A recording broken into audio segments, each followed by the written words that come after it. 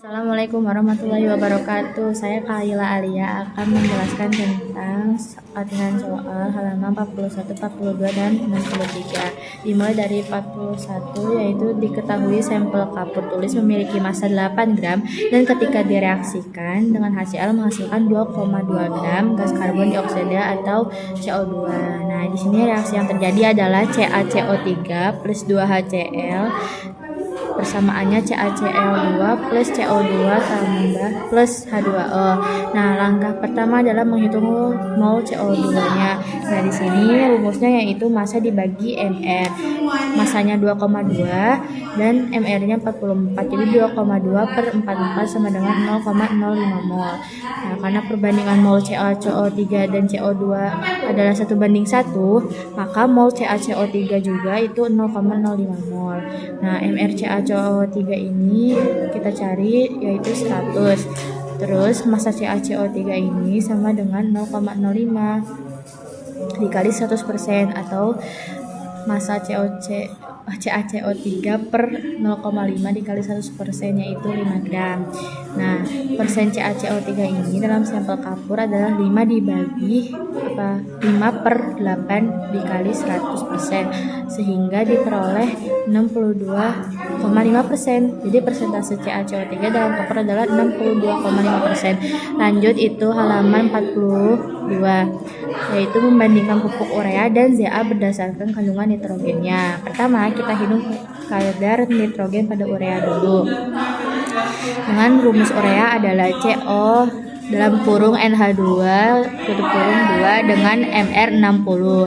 Massa nitrogen pada urea adalah 28, maka persentase nitrogen urea adalah 28 per 60 dikali 100%, yaitu sekitar 46,7%.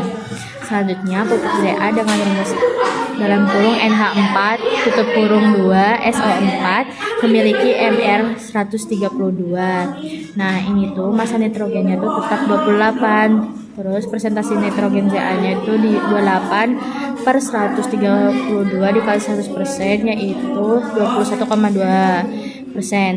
Nah, di situ berarti urea memiliki kandungan nitrogen lebih tinggi dibandingkan Za, sehingga lebih efisien sebagai sumber nitrogen bagi tanaman. Lanjut ke nomor 63, halaman 63 ini ada 3 soal. Nah, soal yang pertama itu tuh kita diminta untuk menentukan massa MgOH2 yang diperlukan untuk menghasilkan 2 mol MgCl2.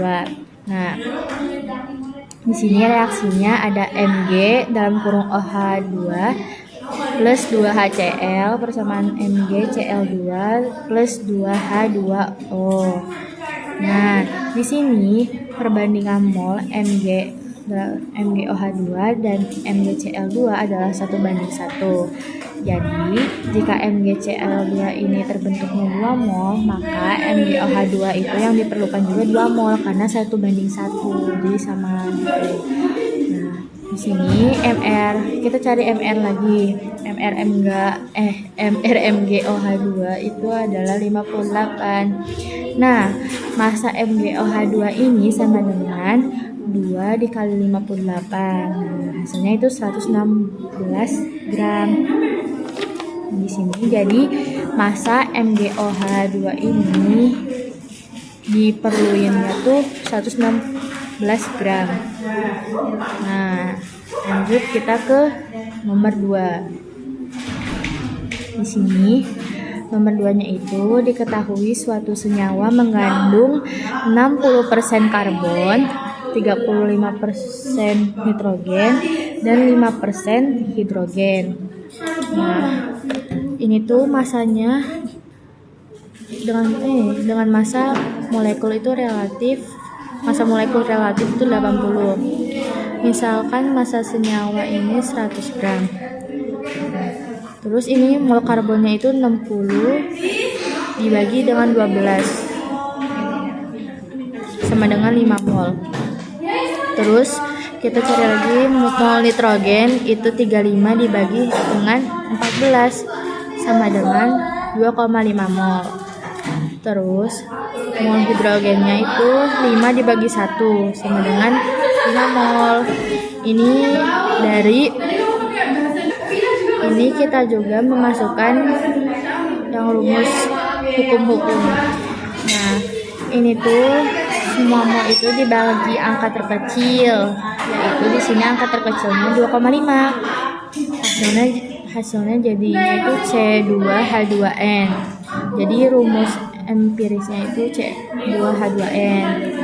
Nah, rumus empiris dari rumus empiris ini itu 40. Karena MR senyawa sebenarnya itu 80, maka faktor pengalinya itu 2. Rumus molekulnya itu menjadi C4H4N2.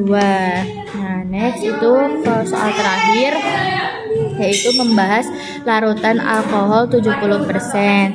Di sini diketahui volumenya itu, kalau volume larutannya itu 200 ml. Kita menggunakan rumus persen volume. Persen volume sama dengan volume zat terlarut per volume larutan dikali 100%, sama kayak sebelumnya. Jadi di sini 70 sama dengan volume alkohol per 200 dikali 100. Nah, di sini volume alkohol yang diperoleh adalah 140 ml. Jadi dalam 200 ml larutan alkohol 70% terdapat 140 ml alkohol. Sekian penjelasan dari saya. Wassalamualaikum warahmatullahi wabarakatuh.